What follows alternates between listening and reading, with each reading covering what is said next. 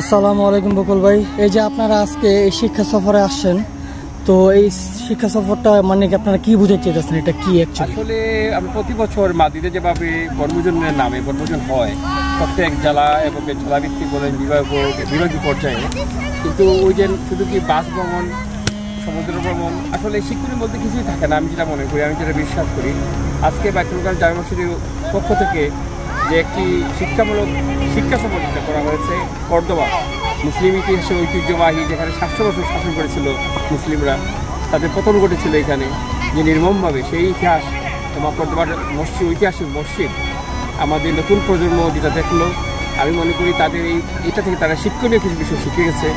ইসলাম তার আকিদায় না থাকতে পারলে আপনার পতন অবশ্যম্ভাবী, এটাই তার প্রমাণ। আসলে এই মসজিদ থেকে আমরা তা শিখলাম।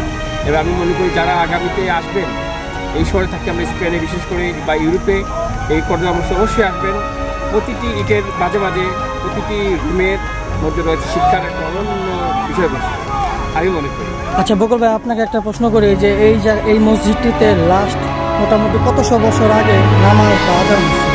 এটা করা হয়েছে আপনার প্রায় 1300 সালে দিকে, 1300-1400 সালের দিকে, এই মাঝামাঝি সময়ের দিকে এটা নামাজ হইতো। বা শুধুমাত্র লিঙ্গটা আছে, কিছু নেই, তাদের যে বিভিন্ন জায়গায় মূর্তিগুলো লাগানো আছে, করে তারা ক্রিয়েশন করে তাদের মধ্যে করছে। কিন্তু বিশেষ করে ওই সময় যে জিব্রাল্টারটা, যে আদাল যেটা বলা হয়, যিনি নেতৃত্ব দিয়েছেন আমাদের ইসলামী এই পতাকার নেতৃত্বে এই সাম্রাজ্যের, তার পতনের মধ্য দিয়ে এখানে ইউরোপের যে মুসলিমদের যে আধিপত্য সমাপ্তি ঘটেছিলেন, তাইলে এইটা স্পেন হয়ে এটা তুরস্ক পর্যন্ত চলে যাওয়ার সম্ভাবনা রয়েছিল, কিন্তু এটা হয় না, এখানেই তার সূর্য অস্তমিত ঘটেছে।